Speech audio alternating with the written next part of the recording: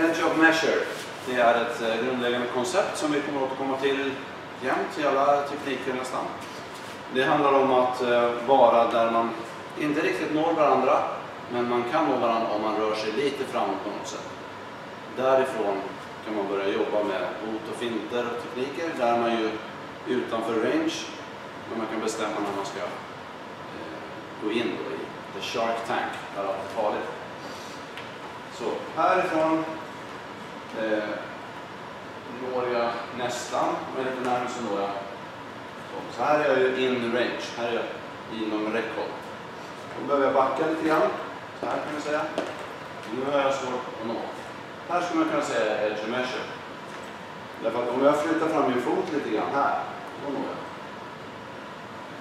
Jag skjuter fram höften där jag står. Så. Alltså, här är edge of measure. På gränsen till där vi når varandra. Når inte. Tar ett litet steg. Når. Eller jag kan skjuta fram kroppen ganska långt här. Når också. Det återkommer vi till den tekniken. Det här behöver man ju öva på, att få en känsla för var man är hela tiden.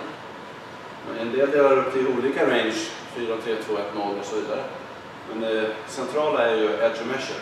För så länge jag är edge of measure, då når inte min motståndare mig. Så jag kan vara ganska lugn här och röra mig runt.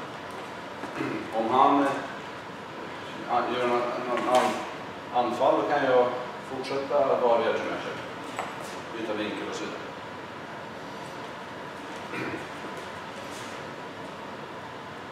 Så för att öva det, då delar vi upp det så en är student, den som ska lära sig, och en dummy, den som hjälper mig att lära mig. Man kan ha en tränare som tittar på också förstås. Så att om jag vill vara vid edge of measure hela tiden, så rör sig krake här på ett sätt så att jag får hjälp att hela tiden hitta edge of measure. Så jag ska kunna när som helst sträcka mig lite grann fram och nå. Så då kan du bara röra dig rullgrad.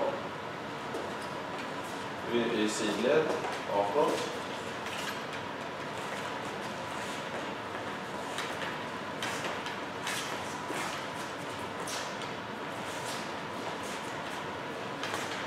Så, stopp. Ska vi kolla här ifall det är edge of measure. Det kommer lite närmare kanske, men fortfarande ett steg snåla.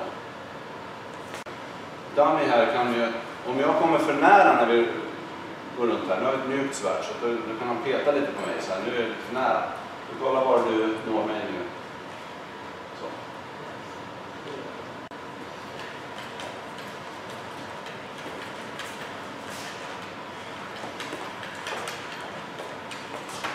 Där för nära.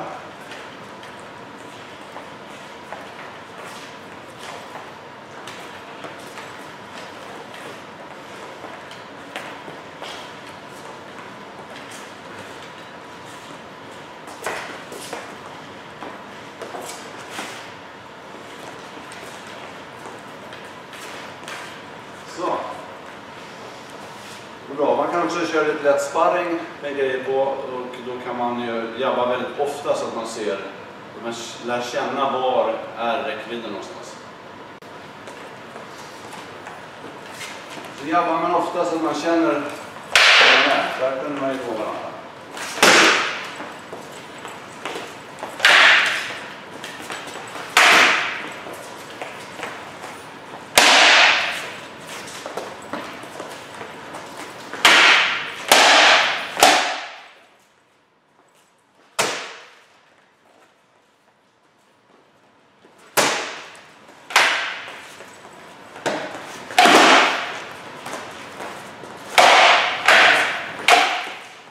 I den övningen är det viktigt att man inte försöker vinna och träffa den andra i huvudet eller någonting, utan det är bara att känna var motståndaren är, så att man lär sig edge of measure, att det är på den platsen där jag kan nå om jag gör ett litet steg.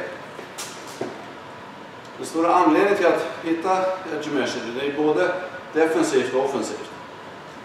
Defensivt är det ju så att om jag går in och ställer mig där kraken når mig, här kan ju han slå alla sina olika trickshots och kombinationer.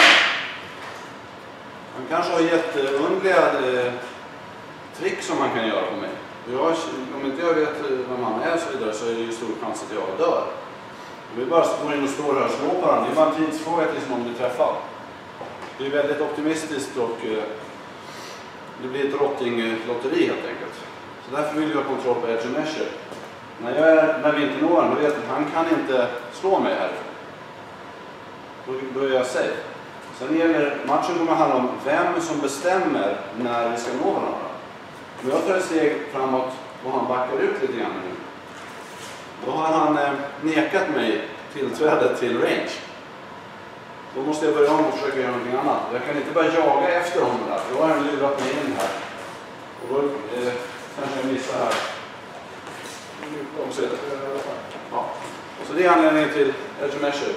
Och jag ska försöka bestämma när vi ska nå varandra. Men jag tycker det är säkert för mig att göra en attack. Så det var edge measure, det kommer vi återkomma till. Thank you. Jag var på det mycket.